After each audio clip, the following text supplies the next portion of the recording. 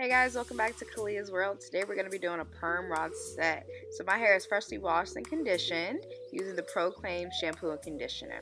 So I'm going to completely dry my hair off using the Diva Curl towel and put some Blueberyy Bliss leave-in conditioner inside of my hair. I make sure to put that leave-in conditioner in every section of my hair to try and make sure that my hair is still moisturized. And this perm rod set was a complete fail, so I'm going to show you guys what you should not be doing. So I sectioned my hair into about 3 or 4 sections just to try and make sure that I'm only grabbing enough hair that I need to grab. I started off with a small little piece of hair, and I wanted to decide between the orange or the pink rod. Do I want a larger perm rod or a smaller perm rod? Do you want to see me look a little more Shirley Temple or a little more loose body?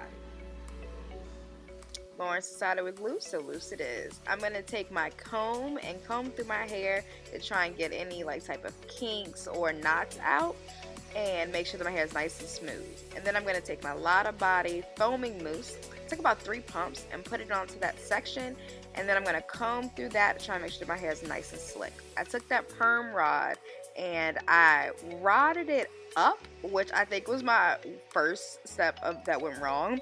I should have actually rodded the hair going the other way, like going under and not going on top. That would have probably helped it to be a little more tight. As you can see here, this is when I realized that, oh, this ain't gonna come out nice at all. But I continued to go on with it. So I wet each section when I noticed that it was starting to get too dry, just to kind of make sure that I could still comb through it. Put the mousse in and comb through it and went through that same process again. Here I am again, rodding it up instead of rodding it under. When you're doing a perm rod set, you should make sure that your rod is going under and not up, because then when you take it out, if you're going up, it's gonna kind of like do like a little bounce and point that way instead of pointing under that you needed to do.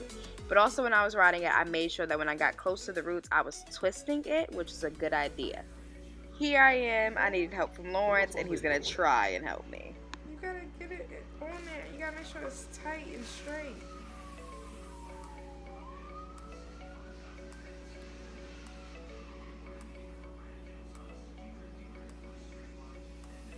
When you get close to the root, twist it.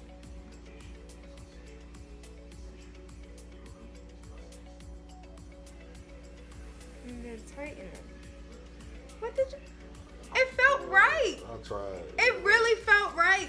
Try it again. That hair is supposed to be. What do you mean? I tried.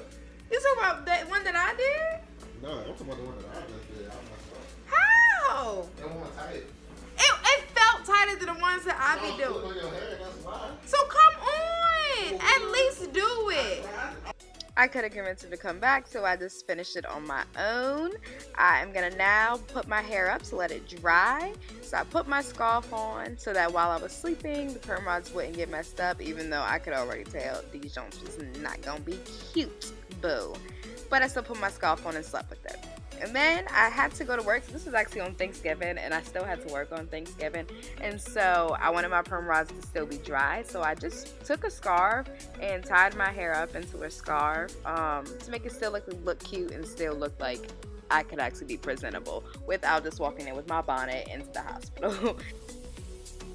So I turned my bonnet into a head wrap and made myself look presentable. The key to using the scarf is to make sure that when you're twisting it, that your twist is tight. If not, your scarf is going to be falling off your head throughout the day. So you want to make sure that you're twisting it very tight to keep it nice and around your hair and your perm rods.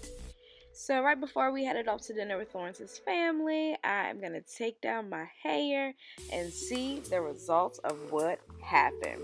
I was a little more optimistic about how it would look right here. I was like, oh, maybe it dried down nicely. So when I took it out, I made sure that I spiraled the perm rod out and not just completely pulled it out, because that would create frizz. And I also made sure that I went with the flow of the perm rod. As you can see, that some of these perm rods and curls are going the wrong way. Look at this. I was in utter shock, and I just knew that this was ruined. The curl is pointing the wrong way because I rodded it the wrong way.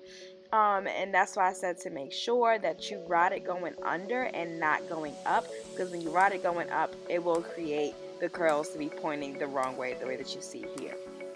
So After I took all the perm rods out, I just went to separate the hair. And when you separate the hair, you don't want to create too much frizz, so all you're going to do is just kind of pull it all the way down to the ends and then just separate from there. As you can see, it turned out and looked horrible. My roots were not right and they were all pointing in different ways. So what I decided to do was just pull it up into a puff, which actually worked out. Made sure that I laid my edges down, and since some of the front curls were still nice and pretty, I just used those as my hairstyle.